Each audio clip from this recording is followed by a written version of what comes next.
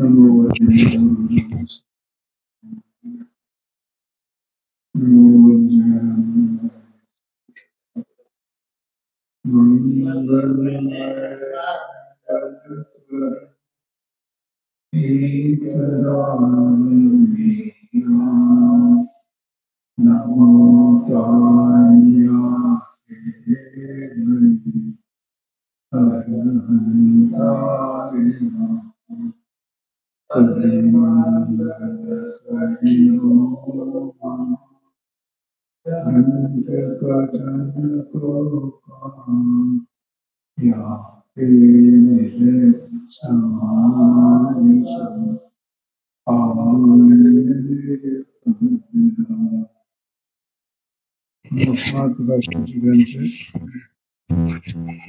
नमो अध्याय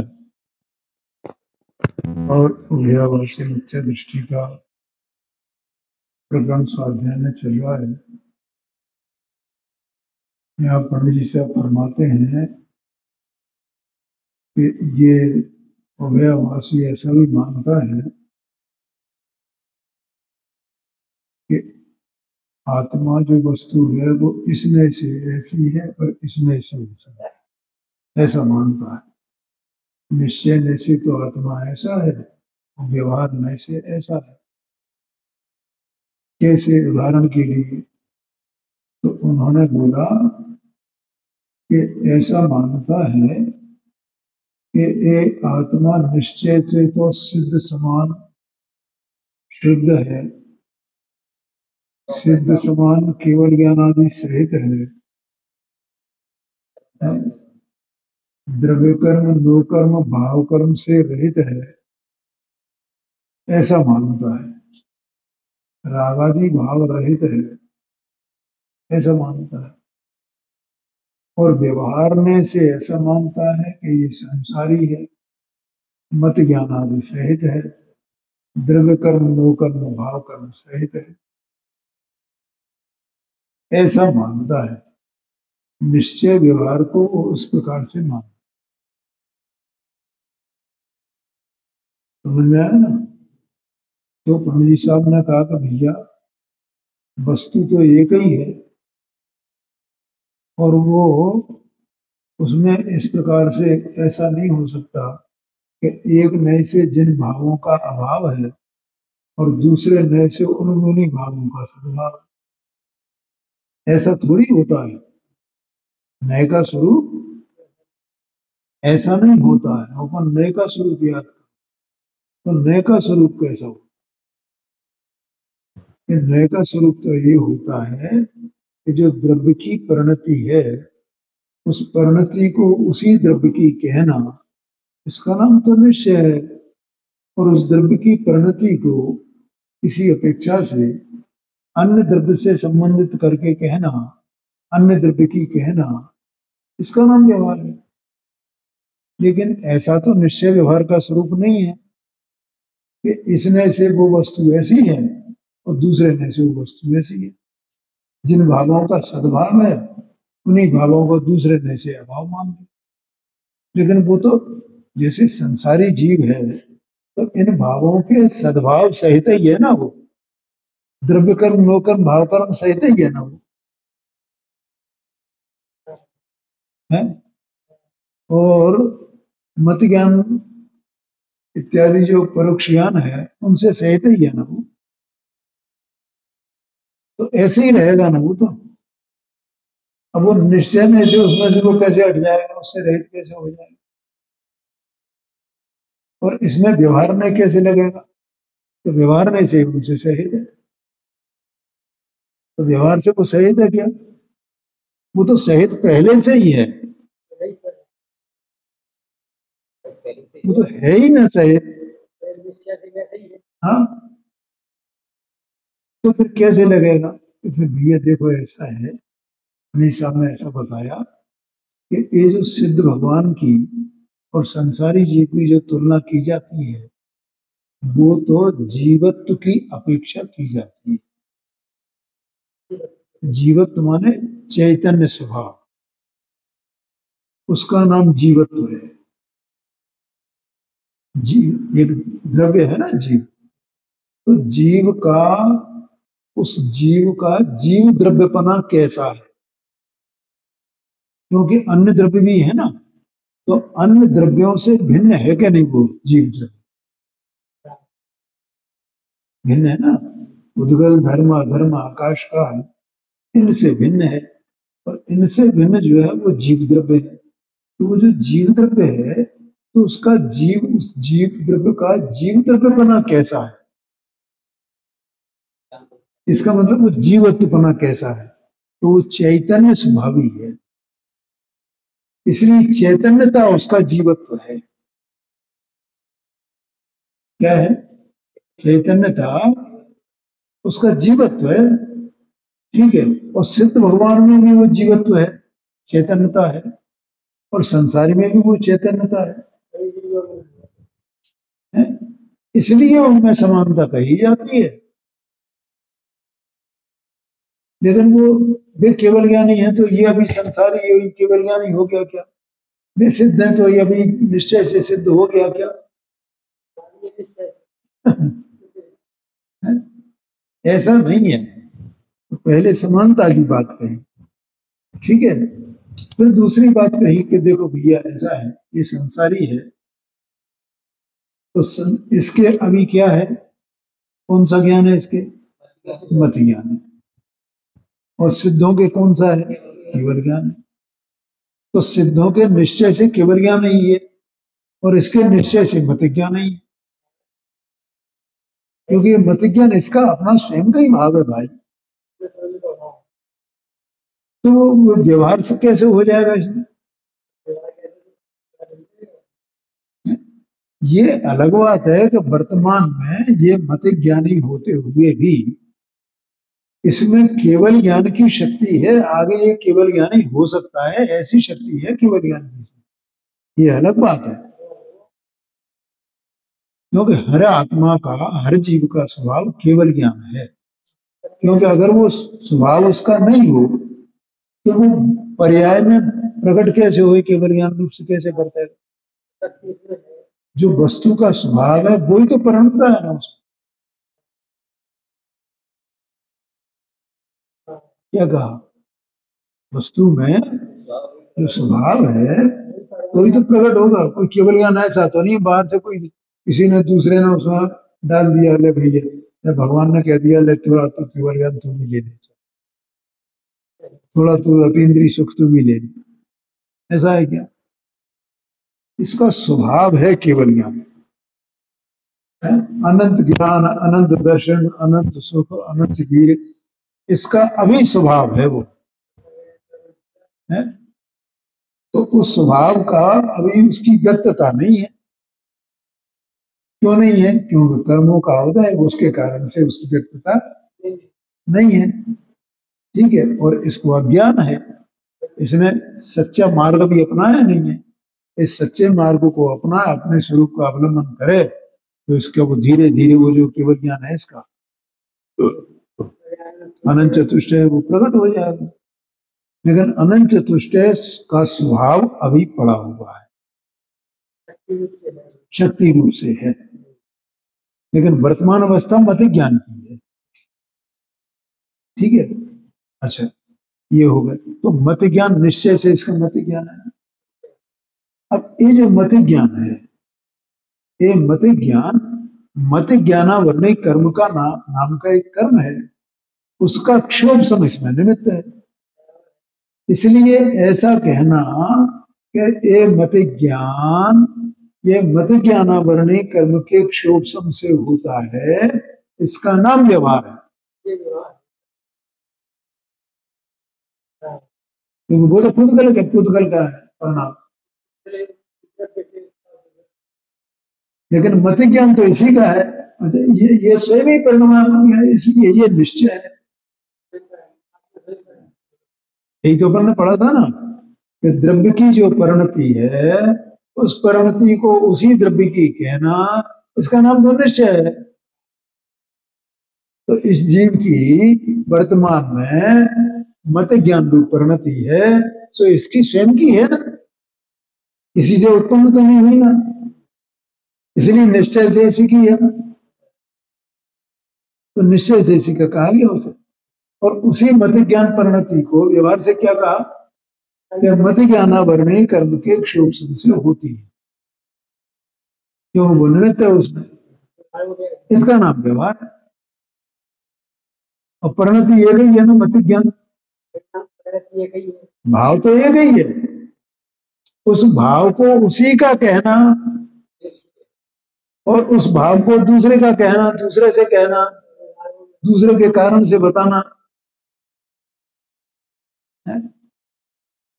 ऐसा आता ना कि व्यवहार में जो है वो अन्य द्रव्य को अन्य द्रव्य रूप, कारण कार्याद रूप, उसके भाव को अन्य भाव रूप, ऐसा जो कहता किसी को किसी में मिलाकर के कहता है, इसका नाम व्यवहार में है। ये आया था ना पिछले पेज पे। अब क्या मिला दिया कि ज्ञानावरणी मत ज्ञानावरणी कर्म का क्षोभसम, और इसके साथ में मिला दिया जो जीव का भाव है मत ज्ञान, कारण कार्यपन बता दिया ना उसका, ये कारण है ये कार्य है, जबकि उससे वो कार्य होता ही नहीं है, वो उसका कार्य उसमें, इसका कार्य इसमें। लेकिन ऐसे ये बताना पड़ेगा, क्या करें, बताए बिना भी काम नहीं चलता है ना। आया समझ में?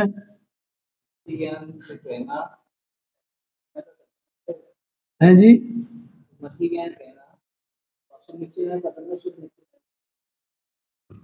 अरे हाँ, शुद्ध को अशुद्ध का कोई प्रश्न ही नहीं है, नहीं उसकी जरूरत नहीं है ना। यहाँ तो व्यवहार और निश्चय क्या है, इतनी बात चल रही। जो अपन निश्चय नहीं के भेद करने जाएंगे तब बात करेंगे, वहां जरूरत पड़ेगी तब, ठीक है ना। अभी तो केवल इतनी बात करनी है कि ये है किसकी, ये परिणति है किसकी है, उस परिणति को उसी का कहना जिस द्रव्य की वो परिणति है, इसका नाम निश्चय है। बस सीधा सीधा फॉर्मूला ये है। हाँ, और उसी परिणति को अन्य द्रव्य की कहना है, इसका नाम व्यवहार। ये समझना है हमें तो बस, फिर वो बाद में बात करेंगे, फिर कहीं कौन सा व्यवहार ऐसा भी है, असद्भूत व्यवहार है कि सद्भूत व्यवहार है कि उपचरित है कि अनुपचरित है, अरे वो बाद में समझेंगे। अभी तो इतना समझना है ना हमें भेद ज्ञान के लिए, लेकिन इतना तो जरूरी है। ये सामान्य मन नए का ये सामान्य स्वरूप है बस, और इतना भी अपन ने समझ लिया तो बहुत बड़ा काम हो जाएगा। हाँ जी, हाँ जी, क्योंकि जो वस्तु है वो हमेशा पर्याय सहित, भाव सहित, परिणति सहित ही है ना, और वहां उसके निमित्त निमित्त भाव रूप दूसरे कारण कार्य रूप बताने वाले वो भी सब मौजूद है ना संसार अवस्था में। आया क्या नहीं आया, और उसमें ही भेद ज्ञान करना है। तो ये कथन कौन सा है, ये कथन कौन सा है, वो पहचानना है। तो अब वो जब हम ये कहेंगे मत ज्ञान वो जीव की निश्चय से मत ज्ञान जीव का ही है, इसका मतलब उसको जीव के साथ में अभेद करो, कर्म के साथ में अभेद नहीं करो। तो ये कहा व्यवहार से इसका है तो उसके साथ में अभेद नहीं करो, ये अलग है, इसका मतलब ये हो गया। व्यवहार जहां गया वो अलग, ये अलग, ये ज्ञान करना है बस।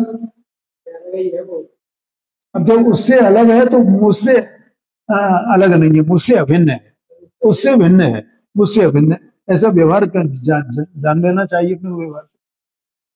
इसके लिए है व्यवहार में निश्चय।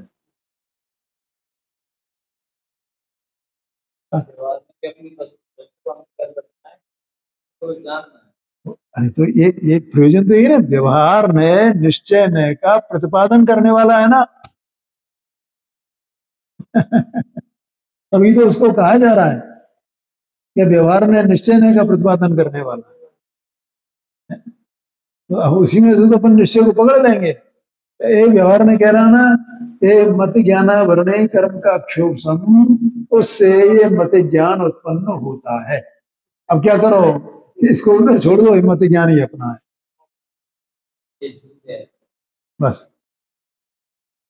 वहां मतलब झूठ और सच है, इसका भी विकल्प करने की जरूरत नहीं, वो तो बताया है उसको है?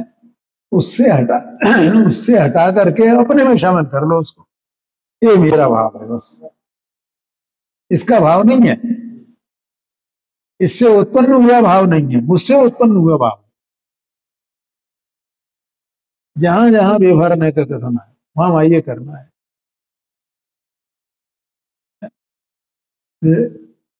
ये मत ज्ञान जो है ना वो इंद्रियों से जानता है, ऐसा सूत्र आता है ना उसमें, तत्व सूत्र में तद इंद्रिय अनिंद्रिय निमित्तम, कि उसमें मत ज्ञान में इंद्रियां और मन निमित्त हैं, माने उनसे वो जानता है। अब क्या करेंगे अपन, तो ये इंद्रियां और मन तो ये तो पुद्गल के परिणाम है, और उनसे जानता है ये, उनसे जानता है। ये कौन से ने का कथन है, तो व्यवहार ने का कथन है। अच्छा, इसका मतलब उनसे नहीं जानता है, तो फिर अपने से जानता है। उनसे नहीं जानता माने अपने से जानता है। तो ये जानना किस में लगाना, अपने में लगाना तो उसमें लगा देना इंद्रिय और मन, ये बात है। तो उसने उसको व्यवहार ने निश्चय ने का प्रतिपादन कर दिया ना, ये बात है। ऐसा समझना। तो ऐसा वो मत ज्ञान के बारे में कहा, ठीक है। अब और अब द्रव्य कर्म नो कर्म भाव कर्म इनके बारे में अपन विचार करते हैं।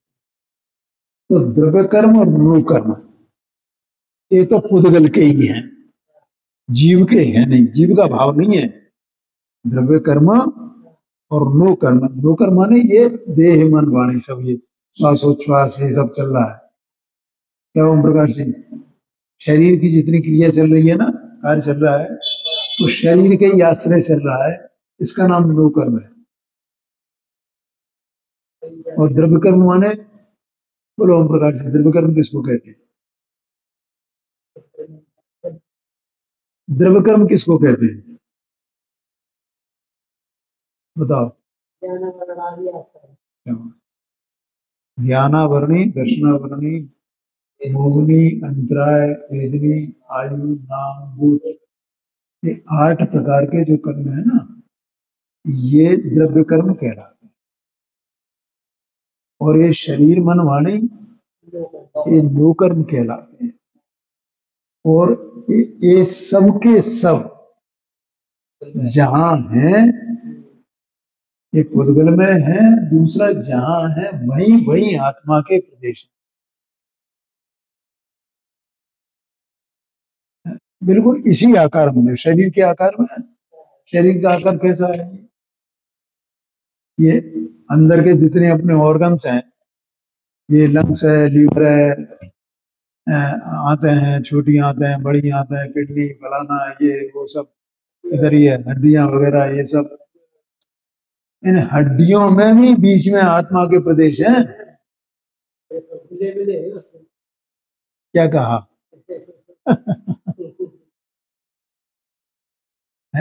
ये अपने ये कान है ना यहाँ, ये सब यहाँ हर जगह आत्मा के प्रदेश है। और इन पर ये परमाणु वही है और वही आत्मा के प्रदेश, और जहाँ आत्मा के प्रदेश वही वो कर्म वाले भी ज्ञान वर्णादि का उसी आकार में बिल्कुल वे भी सब 8 कर्म बैठे हुए। वहां ऐसा नहीं है कि ज्ञान आवरणी कर्म तो माथे पर होएगा और अंतराय कर्म पांव में होगा। हाँ, इसलिए वो कार्माणु शरीर ही कहलाता है, तो इसी शरीर के आकार का है। और कदाचित ये जीव अपने परिणामों के निमित्त से अगले भव में मकड़ा बन जाए, केकड़ा बन जाए, कछुआ बन जाए, तो वो केकड़ा कैसा होता है और वो मकड़ा मकड़ी कैसे होती है?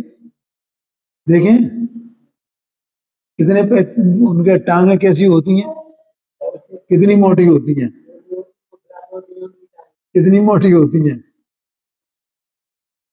नहीं, केकड़े की नहीं, ये मकड़े की जो जाले लग जाते हैं, बाल जैसे, बोलो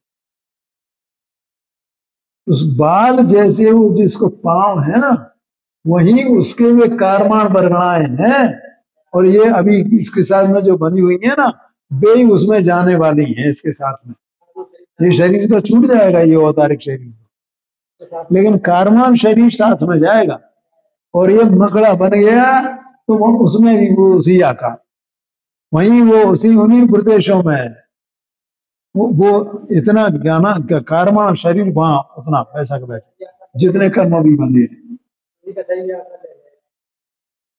कितनी विचित्र बात है कि अभी इतने बड़े शरीर में और फिर वहां उस शरीर में एक मच्छर, मच्छर कितना सा होता है, निगोदीय शरीर कितना सा होता है,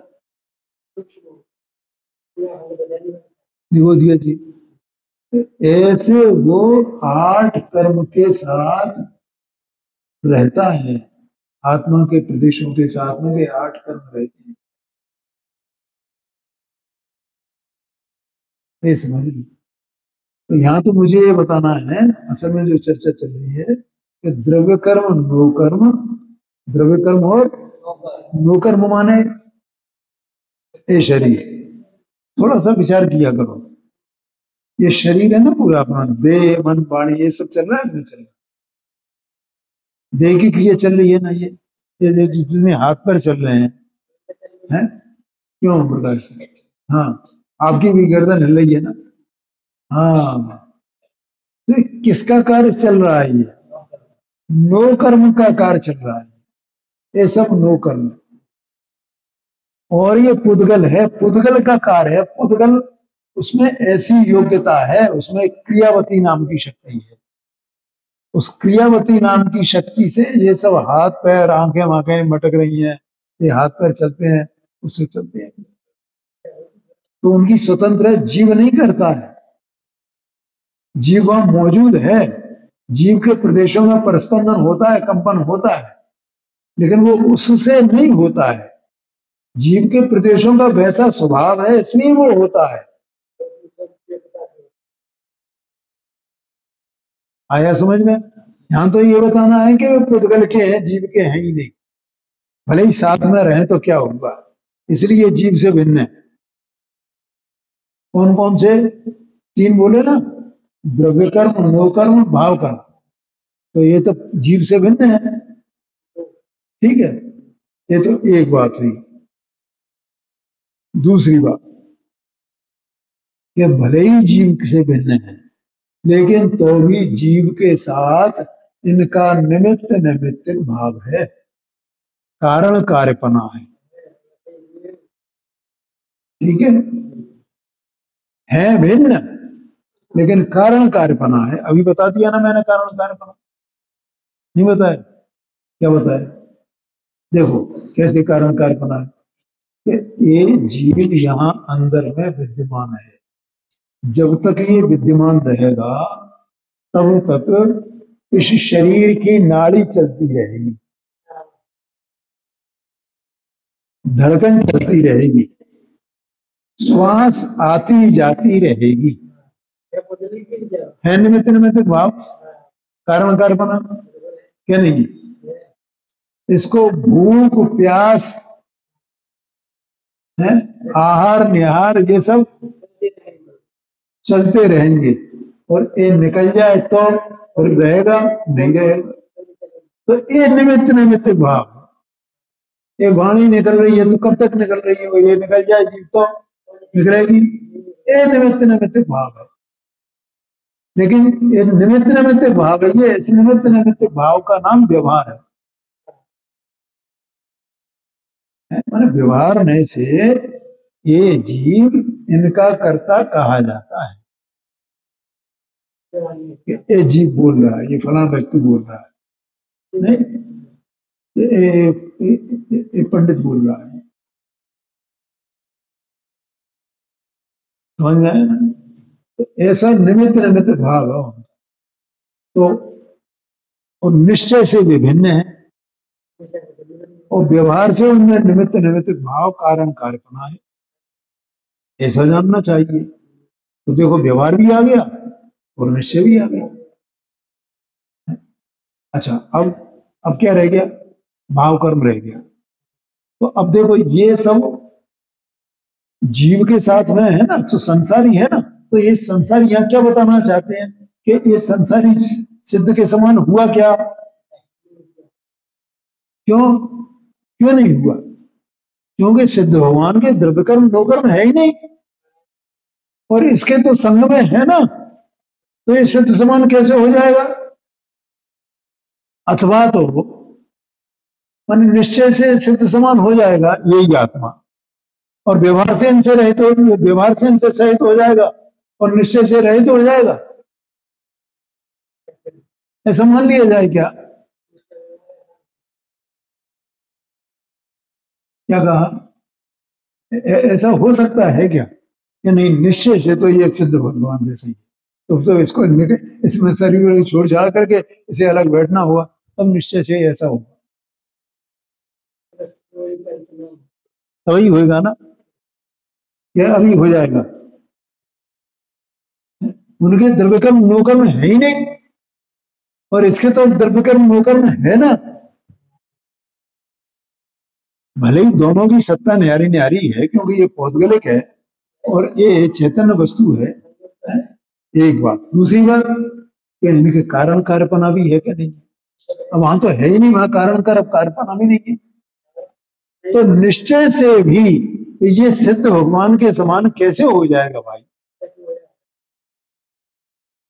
व्यवहार से तो नहीं है, ये खुद ही कह रहा है, तो निश्चय से कैसे हो जाएगा?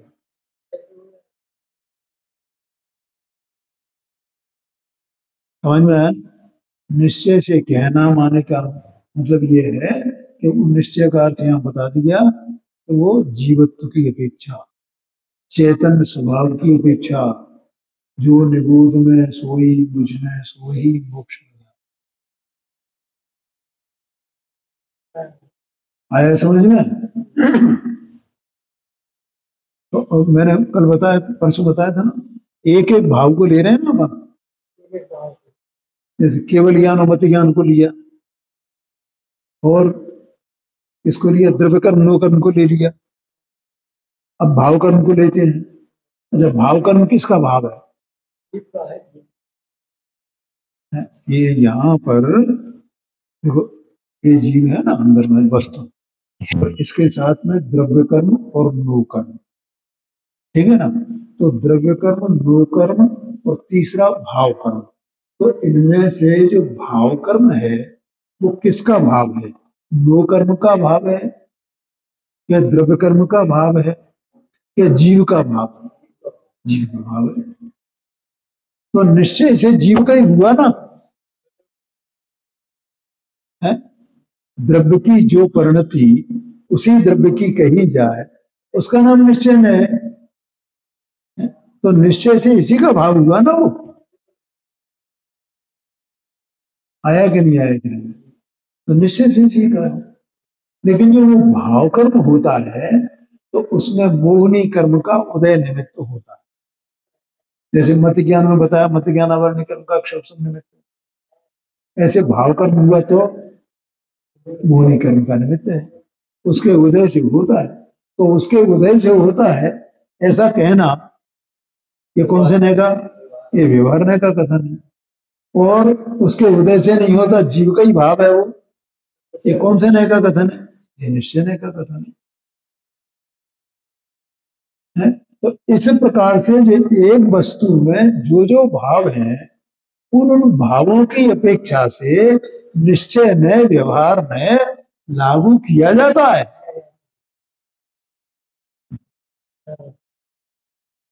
ऐसा नहीं है कि वो निश्चय ने से वो सिद्ध समान है और व्यवहार ने से ये संसारी है, और ऐसा और ऐसा है, ऐसा नए का स्वरूप नहीं है भैया, ये बताते हैं।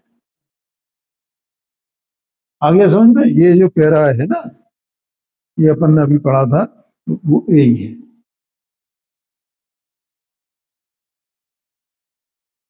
देखो अंतिम जो 3 लाइनें हैं, तथा भाव कर्म आत्मा का भाव है, सो निश्चय से आत्मा ही का है, परंतु कर्म के निमित्त से होता है। ठीक है ना। इसलिए व्यवहार से कर्म का कहा जाता है। कितना सरल है। तथा सिद्ध की भांति संसारी के भी रागादिक न मानना।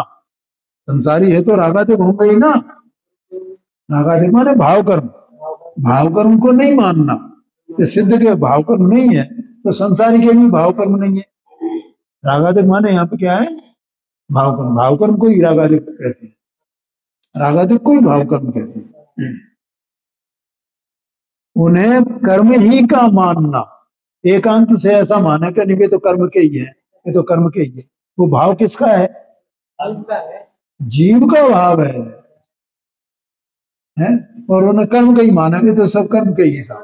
जीव तो सिद्ध समान है, जीव तो सिद्ध समान है, तो रागादिक को माने ही नहीं। आगे समझ में? वो भ्रम है, भ्रांति है, झूठा है, सच्चा नहीं है। बोलो समझ में आया कि नहीं आया? शांति से समझना बहुत जरूरी है सब बात। कोई प्रश्न किसी को कैसा भी पूछना हो ना तो पूछ लेना, चिंता करना है। तो क्या है असल में, वस्तु अनेकांतात्मक है, इसलिए अपने को कई शंकाएं उत्पन्न होती हैं, तो सारे समाधान हैं हर बात के। ठीक है भैया। ये जो उभयाभासी जैसा मानता है ना नयों का स्वरूप, वैसा नयों का स्वरूप नहीं है भैया। नय का स्वरूप तो ये है। अब देखो क्या कहते हैं पंडित साहब आगे। इस प्रकार नयों द्वारा एक ही वस्तु को एक भाव अपेक्षा ऐसा भी मानना और ऐसा भी मानना, यह तो मिथ्या बुद्धि है।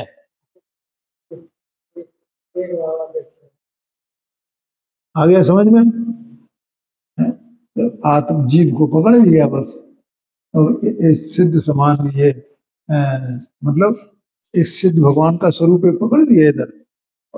निश्चय से सिद्ध समान है और व्यवहार से सिद्ध समान नहीं है, संसारी है। तो एक ही भाव पकड़ा ना। लेकिन वो संसारी है तो संसारी के भिन्न भिन्न भाव ये सब है ना। मत ज्ञान है, द्रव्य कर्म है, लोक कर्म है, भाव कर्म है, ये सब है ना। तो उन्होंने भिन्न भिन्न भावों की अपेक्षा से नए प्ररूपणा है, ये कहते हैं। नहीं तो वो परिभाषा कैसे लागू होगी, कौन सी? कि द्रव्य का जो भाव है उस भाव को उस द्रव्य रूप ही निरूपण करना, उसका नाम निश्चय है। आ गया कि नहीं आ गया? इसका मतलब क्या हुआ कि द्रव्य के अनेक भाव हो सकते हैं। द्रव्य तो एक, लेकिन भाव उसके अनेक। ठीक है। अब उसमें से कोई एक भाव पकड़ करके उस एक भाव की अपेक्षा से निश्चय व्यवहार लगेगा। फिर दूसरे भाव को पकड़ लो, फिर उसमें निश्चय व्यवहार लगा। फिर तीसरा भाव पकड़ लो, फिर उसमें निश्चय व्यवहार लगा। ऐसा तो ठीक है, लेकिन ऐसा माने कि नहीं नहीं इसमें से ये संसारी है और इसमें से ये सिद्ध है, ऐसा तो नहीं हो सकता है। परंतु भिन्न भिन्न भावों की अपेक्षा नयों की प्ररूपणा है। आ गया समझ में क्या भैया? मत ज्ञान की अपेक्षा से नए की प्ररूपणा है, नयों की प्ररूपणा है। भाव कर्म की अपेक्षा से नयों की प्ररूपणा है। द्रव्य कर्म नो कर्म की अपेक्षा से नयों की प्ररूपणा है? शुद्धता अशुद्धता की अपेक्षा से नयों की प्ररूपणा है। आया कि नहीं आया? ऐसा मानकर यथा संभव वस्तु को मानना है। वस्तु के बारे में ऐसा नयों से उसके एक एक भाव को माने उसका ग्रहण करके और उस भाव की अपेक्षा से उस वस्तु में नए को लगाना, तो वो वस्तु का यथार्थ स्वरूप समझ में अपने को आए और अपन वैसे ही मानने लगे ऐसे जैसे वो अभ्यावासी मानता है कि मैं तो शुद्ध समान शुद्ध हूँ, मैं तो शुद्ध समान शुद्ध हूँ, तो बोलो वो शुद्ध, वो उसका मानना सही है क्या? और वो शुद्ध हो गया क्या है? अभी तो अशुद्धता तो अभी बैठी हुई है, तो अपने को शुद्ध मान रहा है। बहुत बड़ी भारी गड़बड़ है भाई। मैं कई बार, मतलब ये मुझे बहुत पहले से प्रश्न आया था, तो जैसे कहीं जाता हूँ, कभी एक बार मैं श्यामलाल जी के यहाँ गया, तो वहाँ 4-6 लोग बैठे हुए थे, तो मैंने पूछा, मैंने भैया ये बताओ, आत्मा शुद्ध है क्या अशुद्ध है? ये आत्मा तो शुद्ध है, आत्मा तो शुद्ध है। हर एक आदमी ये देखो जी, जो आत्मा तो शुद्ध है, आत्मा तो शुद्ध है। भैया उसका कोई भाव है क्या नहीं? और वो भाव अभी अशुद्ध है कि शुद्ध है, ये बताओ। तो जैसा भाव होगा वैसे ही तो वो कहा जाएगा। नहीं, पानी गर्म है, माने गर्म किया गया अग्नि के संयोग से। अब को पानी शीतल है साहब, पानी कैसा होता है? ये शीतल है। ये पानी कैसा है? शीतल है।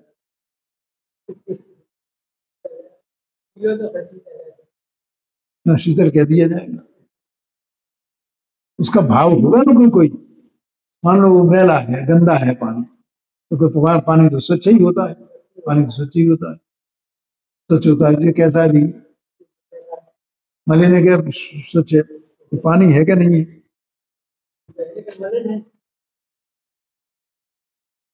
आया क्या नहीं आएगी? तो वो हमें भाव देखना है। अच्छा, वो जैसे पानी ठंडा हो गया, तो जब ठंडा हो गया तो उसका भाव ठंडा है ना, और जब गर्म था तो गर्म है ना। तो जैसा भाव है वैसी वस्तु होगी ना। क्या कहा? हाँ। अब सिद्ध भगवान का भाव कैसा है? शुद्ध है क्या शुद्ध है?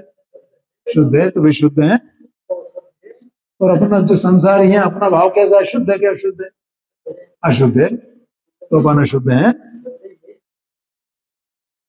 तो उसका भाव तो पकड़ो। हम भाव को पकड़े बिना, वो शुद्ध है साहब, आत्मा शुद्ध है, आत्मा शुद्ध है, आत्मा शुद्ध है। समझ में आया कि नहीं आया? नहीं आया अभी समझ में? हाँ भाई, वस्तु है तो वस्तु का कोई भाव वर्तमान में है क्या नहीं है? और जो वर्तमान भाव है उसी से तो वस्तु को पकड़ा जाएगा ना। अगर वो शुद्ध है तो कहो ना शुद्ध है।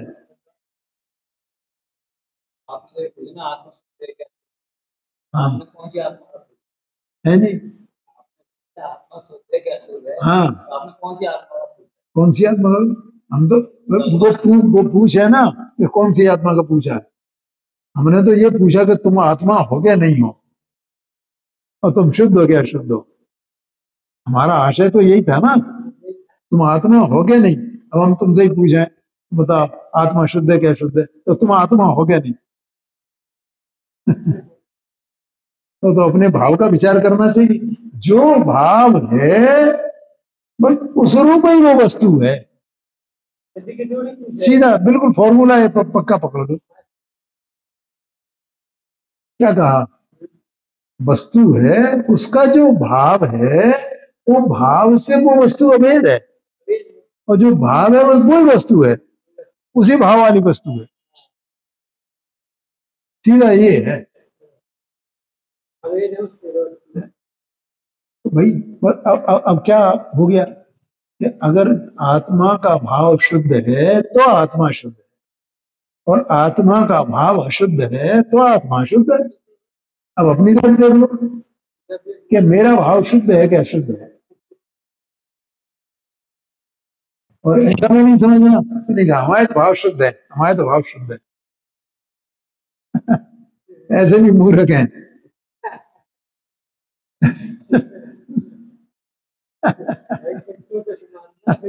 बोलो है क्या नहीं है? हाँ, क्या करोगे? जैसे सुबह एक बात बताई थी ना, आसक्ति तो आत्मा में, आसक्ति रूपी जो मलिनता है वो तो आत्मा में है ना, और वो घटेगी, कम होगी, शिथिल होगी, तो वो ये पांचों इंद्रियां तो उसकी निमित्त है ना। तो शिथिलता आएगी तो पांचों इंद्रियों के विषय संबंधी शिथिलता आएगी। ऐसा नहीं है कि अकेली स्पर्शन इंद्रिय की शिथिलता आ जाए और रसना इंद्रिय की शिथिलता नहीं आवे। ऐसा नहीं होता है, क्योंकि वो जो आसक्ति का रंग है तो वो तो आत्मा में चढ़ा हुआ है। जब वो फेंट पड़ेगा, कमजोर पड़ेगा, तो वो सब में होगा एक साथ।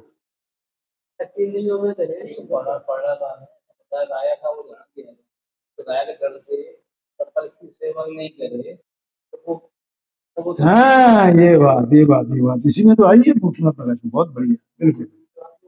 हाँ जी, हाँ जी, हाँ जी, हाँ, ये बात है, ये बात है। अरे भाई, वो अंदर में जो शिथिलता आएगी तो उसमें अपने सबके प्रति आएगी उसमें, ऐसा नहीं है। हाँ, ये तो सब बाहर के निमित्त हैं, मेरे को तो खबर नहीं है, ऐसा कहते हैं। ठीक है भैया, भिन्न भिन्न भावों की अपेक्षा नयों की प्ररूपणा है, ऐसा मानकर यथा संभव वस्तु को मानना सो सच्चा श्रद्धा है। अभी मैंने भाव की बात की ना, ये भी इसमें शामिल कर लेना। ऐसा सच्चा श्रद्धा है कि वस्तु है तो वस्तु का भाव क्या है, वो वस्तु उस काल में उस भाव वाली है, तो जैसा भाव है वही वस्तु है। आया कि नहीं? ये बात नहीं इसमें शामिल आ गई भैया। और अब सिद्ध भगवान का भाव शुद्ध है तो वे शुद्ध हैं, और हम कहें नहीं, हम तो सिद्ध भगवान जैसे ही शुद्ध है, तो तुम अभी तुम्हारा भाव तो अशुद्ध है, तो तुम सिद्ध भगवान जैसे शुद्ध कैसे हो जाओगे? एक ठंडे पानी का बर्तन रखा हुआ है, शीतल जल है, और एक गर्म जल रखा हुआ है, तो दोनों का भाव अलग अलग है ना। अब तुम कहोगे नहीं सब ये तो ये भी शीतल है और ये भी शीतल है, कैसे शीतल हो जाएगा? तो हमेशा जो भी वस्तु है, अपन लोग में भी कोई चीज देखें, वो है तो वो अपने किसी भाव सहित ही है, बिना भाव के वो हो ही नहीं सकती वस्तु। कोई भी वस्तु हमें बता देगा भैया उसको बिना भाव के है, ऐसा हो सकता है कि बिना भाव के हो? और जो भाव है वो वस्तु से, मतलब वस्तु उससे अभेद ही है उस काल में, ऐसा आशय है। ये अलग बात है कि अपन उसमें जो है किसी अपेक्षा भिन्नता करें, उसके स्वभाव की अपेक्षा। जैसे पानी गर्म होता है, तो जो गर्माई है वो पानी का स्वभाव भाव नहीं है, वो विभाव भाव है। ठीक है, तो वो पर के निमित्त से, माने अग्नि के निमित्त से हुआ है, तो इसलिए उसको इस अपेक्षा से पानी का भाव नहीं मानना, स्वभाव की अपेक्षा से, ये अलग बात है। ठीक है, लेकिन अभी जो पानी गर्म है उसे गर्म ही नहीं माने, तो बोले तो वो तो मूर्खता हुई ना। आया कि नहीं आया ख्याल? भाई दोनों बातें अलग अलग हो गई ना।